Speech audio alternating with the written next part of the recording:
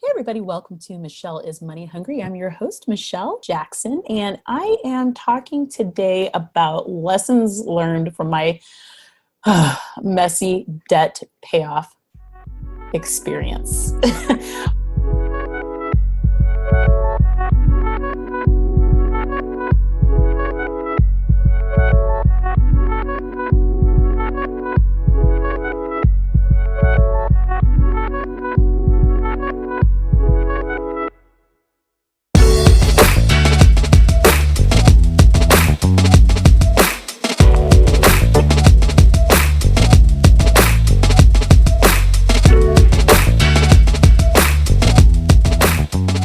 Before we get into the show, I just wanted to talk about a couple of little housekeeping things. Shows will be released on Mondays. Previously, I would release them on Fridays, but you know what? No bueno. We're going this summer, and I think Mondays are just much better. So I'm excited to have that change happening. The website, again, is michelleismoneyhungry.com, so definitely check that out. I have two resources that I would love to share with you. If you are an online entrepreneur, a blogger, just doing anything online, you need like a wingman. You need a person to help you out with all the crazy tech. And my go-to guy is Grayson Bell from iMark Interactive. He is a great guy. I know him personally. He has done a lot of work for me, including changing my websites. Domain name from the shopmyclosetproject.com, which was ridiculous, to michelleismoneyhungry.com. I did not have the energy or the bandwidth to deal with that, and he got it done so quickly. He also helps me with my other website, All About Colorado. It's not called All About Colorado. The website has stuff about, anyway, that website's called squarestateco.com, and he also switched the domain from a dumb name to that. I love working with him. I highly recommend him. The link to iMark Interactive is in the show notes, so definitely check out Grayson Bell. Let him know that Michelle Jackson sent you. I am an affiliate of his program, so just heads up, full disclosure. The other resource that I would love to share with is SiteGround. I am currently moving my websites, both my Colorado-based website and my personal finance site, to SiteGround. If you own your website and currently have it with HostGator or Bluehost, you may want to consider doing the same. I actually host my websites currently with both of them. So one site is with Bluehost, the other is with HostGator. And I'm going to be frank, they've done the job. They've been okay, but I want better than okay for the money that I'm spending. Blogging, vlogging, podcasting, whatever it is that you do as a hobby or as a business isn't cheap. You want the best resources that you can possibly find for you and your website and for your business. It took me a while to kind of find better hosting platform than HostGator and Bluehost. It took me a while because I wasn't sure that there was even a third one out there. And after a number of people that I knew, including Grayson Bell, told me about SiteGround, I was like, you know what, let me do some more research, and I'm really excited to share them with you. So check out SiteGround. I am an affiliate, heads up, but you know what? I feel very strongly about them as a company, about customer service, and about website speed. I can't wait to have my website be faster. Right now, it's a little slow. Anyway, let's get into the show. We're talking about lessons learned from my messy debt payoff process. Now, the first thing is this. At least I started. A lot of times when you start paying off large amounts of debt, it is a really, really overwhelming process because you're kind of doing things one way, and then you have to kind of hit the brakes, or some kind of craziness happens, or just you reevaluate what you're doing and you're like, this isn't working for me. And that was kind of the case for me, where I was just like, this isn't working. This as a lifestyle, being indebted isn't working for me. I hate it. It's making me crazy. And I was trapped in a job, working a job that I hated. And I was just like, if I didn't have this debt, what could I be doing now? But instead of staying in my job and paying off my debt, which would have taken many, many years to do, to be frank, years, I would still be in my job. I was like, I have to quit my job. Now you're probably wondering, well, Michelle, why didn't you, get another job? I was done.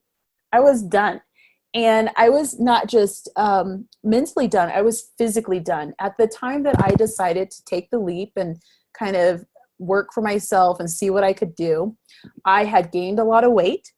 I had lost a lot of hair. And in fact, I'm going to go to the doctor and have him check to see what's going on with my hair. But that's a whole nother conversation. I was dealing with anxiety. I had broken a tooth. So for me, I was not really ready to go into another job. And I decided to see if I could be my own boss. Now, the first thing that I did, which I didn't realize, was I became self-employed versus being an entrepreneur. So what I did in 2015 and 2016, holy crap. Yeah, 2015, 2016, and part of 2017, I was self-employed. And what that means is my focus was really on finding tasks that other people needed me to do and to facilitate those tasks and make money that way. And I was able to do that. I didn't necessarily love it, but I was able to do it and I did it okay.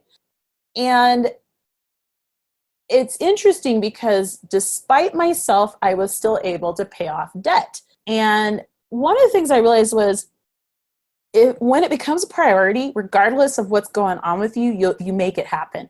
So at this point, I am now I have 8 bills that I need to pay off.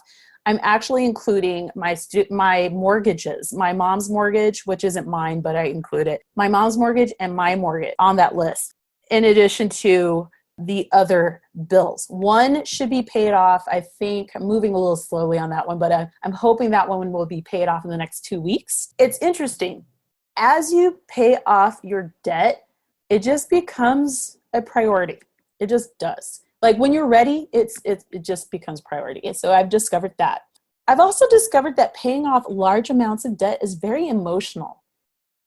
I never, ever would have thought that paying off stupid, like spending on a credit card would be an emotional experience, but I'm here to tell you that it is. You reflect on what you paid for. You reflect on if it was an amazing event that you attended. You're like, well, was it good that I attended this? Was it worth it? Like I attended this event and now I'm paying this stupid credit card bill for like years later. Was it worth it? And really, it's up to you to decide if you're going to beat yourself up about it. I'm not going to beat myself up about my financial choices. Like I'm not making those same financial choices now. That was a different person, a different headspace, a different point in my life. So no, I'm not going to beat myself up about that. But there are a lot of people who do. And I'm going to say, don't. Just let it go. As you get deeper into paying off debt, you just make different decisions. You learn all that you didn't know about yourself. So it has been really interesting to learn all the things that I didn't know about what I consider wants and needs, what I considered kind of like obvious necessities in my life.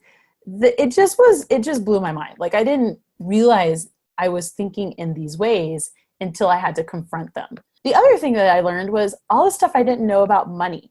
So I learned to work hard. I learned to be ethical. I learned to be a good person, but I didn't have conversations in my home about investing in a Roth IRA, saving money, debt freedom. These weren't things that I talked about with my mom. And the reason why was we were just trying to live. Like we weren't like the bandwidth, I hate to use that word, but the bandwidth for those additional conversations weren't there. The information wasn't there. And it's really frustrating to me when people share their personal finance stories where that piece, where everyone assumes that these conversations are held in every home. I think more often than not, they're not held in everyone's home, okay? As a person of color, I'm going to also say, when I look at the financial metrics, it is overwhelming, honestly, like to look at the statistics on Black wealth. And so for me, I'm like, you know what? Just because this was your reality, this was not my reality in terms of what I was taught. Like I wasn't taught anything bad. There was just a huge component missing.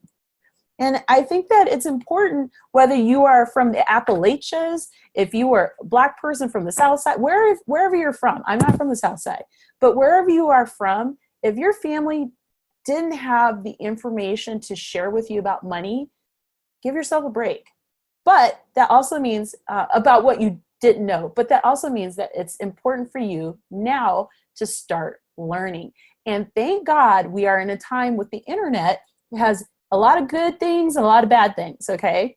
But one of the best things about the internet is access to information, things that you can research, go to your library, learn about money. Part of the reason why I keep blogging and podcasting about personal finance is maybe my story will resonate with one other person, and I can help that one person by sharing the story. That to me is a win.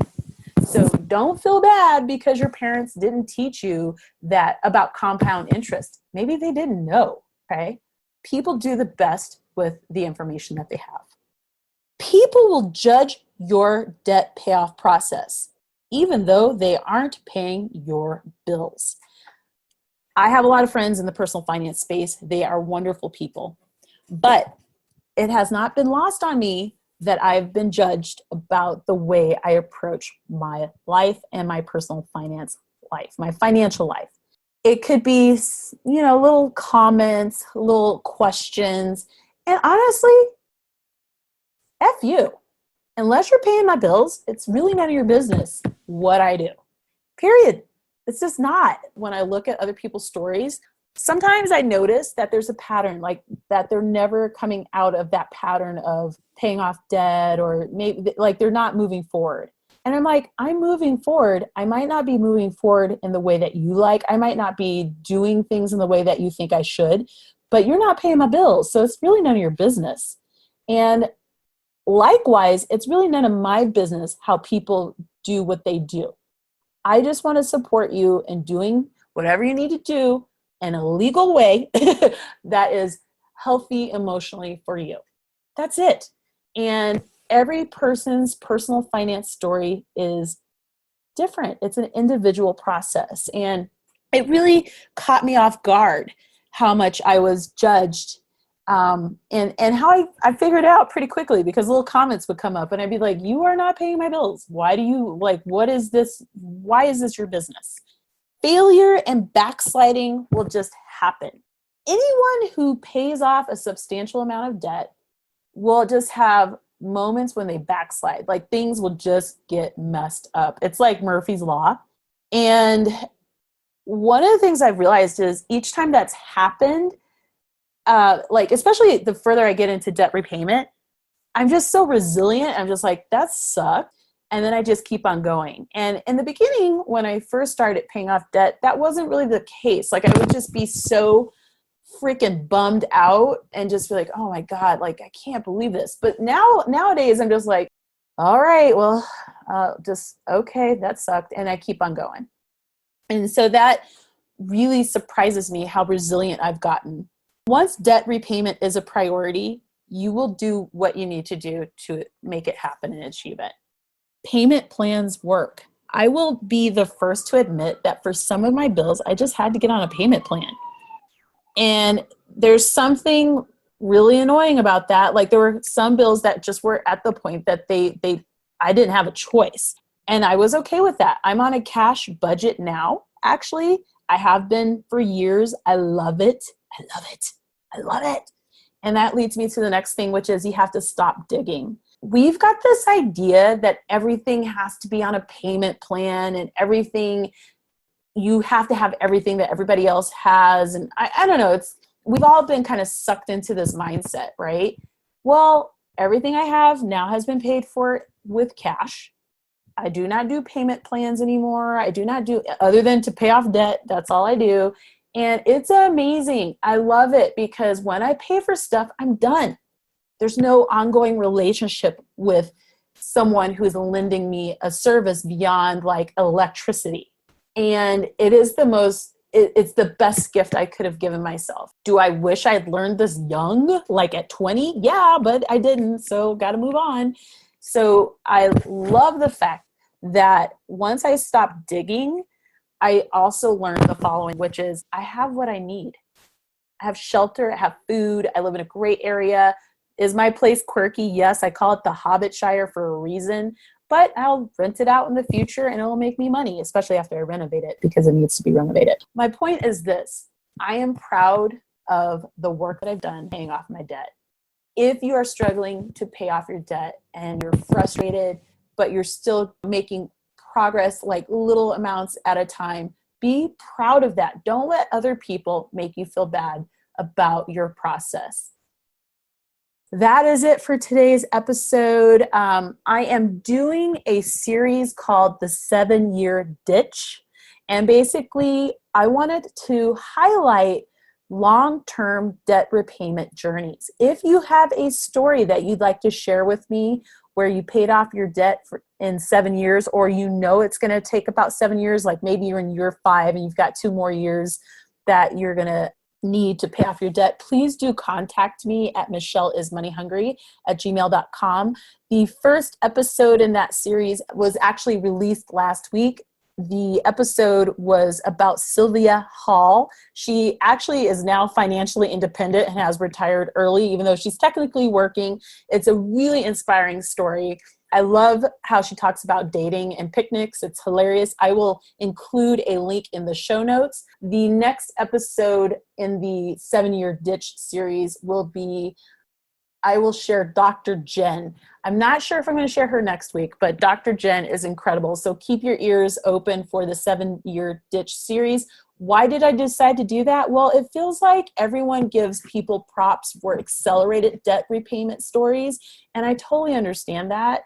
I do, but there are a lot of us who it's going to be slow. It just is. And I wanted to give those people a shout out because they kept on going when honestly, energetically, you just want to just give up. 7 years is a long time to pay off debt. And what I've noticed is I'll go really fast for a while and then I'll drop off, and then I'll go fast and then I'll drop off. Right now, because I know I have so few debts to pay, I'm speeding up my process. It's been really awesome to do, but 7 years is a long time to pay off debt. Finally, don't forget to grab the Unapologetically Money Hungry Money Manifesto. You know you need a money manifesto in your life. A lot of people don't want to own the fact that they want to make more money and have a lot of money in their life, like abundance. And I want to share that with you. I created a money manifesto, and I want to empower you to want more money and have more abundance in your life. You can't help people broke. It's really hard to do. It's very exhausting to do. I know I've done it that way. Prefer to do it with more cash. Have a great day and enjoy the show. And again, you can find the show at michelleismoneyhungry.com/debt-payoff. Bye.